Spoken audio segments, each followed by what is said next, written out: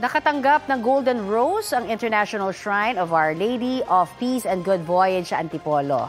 Ito po ang pinakamataas na parangal sa isang Marian image na mula sa Santo Papa. Sa isang social media post, ibinida ng Antipolo Cathedral ang Golden Rose na inilagay sa paa ng imahe ng Birhen ng Antipolo. Ang Antipolo Cathedral ang kauna-unahang Marian shrine sa Pilipinas at Asia na binigyan ng ganitong pagkilala. Nito pong Enero lamang ng opisyal na idineklara ang simbahan bilang isang international shrine.